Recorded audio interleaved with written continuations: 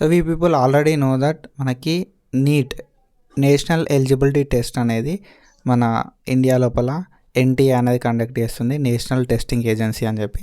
So ప్రీవియస్గా మనకి తెలుసు పేపర్ లీక్స్ అయినాయి. సో దట్ ఆ పేపర్ లీక్స్ వల్ల ఎన్టీఏ అనేది కొన్ని సిగ్నిఫికెంట్ మోడిఫికేషన్స్ అయితే చేయబోతుంది.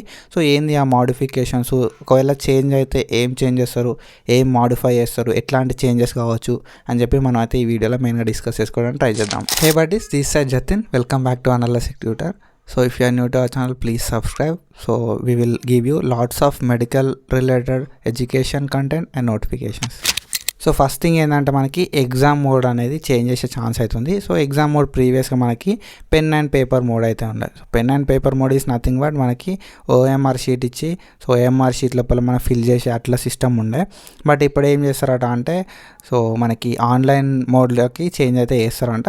సో ఎందుకు, ద మెయిన్ రీజన్ ఏంటంటే, సో ప్రీవియస్ ఇయర్ లోపల పేపర్ లీక్స్ అనేవి కదా, వాటిని అవాయిడ్ చేయడానికి డిజిటల్ మోడ్లో పెడితే పేపర్ లీక్స్ అనేవి తగ్గే ఛాన్సెస్ ఉంటాయి కాబట్టి, so that they are thinking to change this mode. The another modification will be so limiting a number of attempts. So ఎగ్జామ్కి మనం అటెంప్ట్ చేయడానికి ఇప్పుడైతే సో నెంబర్ ఆఫ్ అటెంప్ట్స్ అనేది లేదన్నట్టు. సో ఇన్ని నెంబర్ ఆఫ్ అటెంప్ట్స్ ఇవ్వాలి అని చెప్పి మనకైతే అన్లిమిటెడ్ అటెంప్ట్స్ అయితే ఇచ్చారు ఇప్పుడు.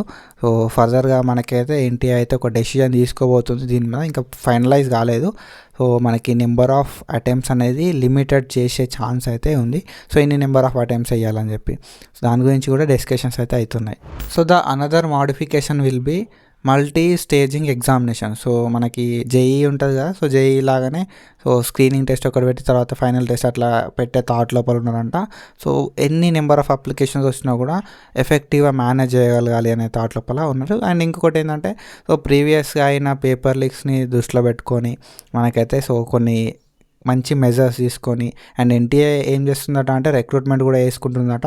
సో కొంతమంది పీపుల్ని రిక్రూట్ చేసుకొని వాళ్ళు ఏంటంటే ఈ పేపర్ లీక్స్ కాకుండా మెయిన్గా పేపర్ లీక్స్ మీదనే ఫోకస్ చేసి ఇవి కాకుండా ఎట్లా ఎఫెక్టివ్గా అండ్ ఫెయిర్గా ఎగ్జామ్ కావాలి అనే థాట్ లోపల సో వాళ్ళైతే డెసిషన్స్ అయితే తీసుకుంటున్నారంట. అండ్ కొన్ని ఎగ్జామినేషన్ లోపల ప్యాటర్న్ ఉంటుంది, ప్యాటర్న్ లోపల కూడా కొంచెం చేంజ్ అయితే చేద్దామనే థాట్ లోపల ఉన్నారు.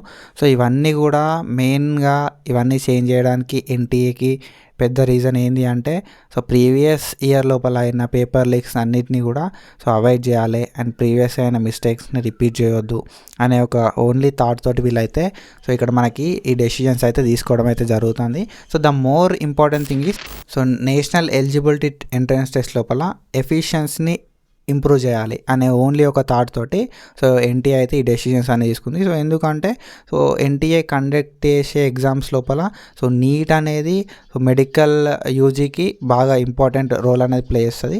సో దట్ ఎవరైతే మెడికల్ ఫీల్డ్కి ఎంటర్ అవుతుందో సో వాళ్ళది ద టఫెస్ట్ ఎగ్జామ్ నీట్ని క్రాక్ చేసి వాళ్ళైతే వెళ్ళాల్సి ఉంటుంది కాబట్టి సో ఎన్టీఏ అనేది తగిన జాగ్రత్తలు అయితే తీసుకుంటుంది to improve security, fairness and efficiency. So that's it for today. Follow for more content. Thank you so much. Signing off.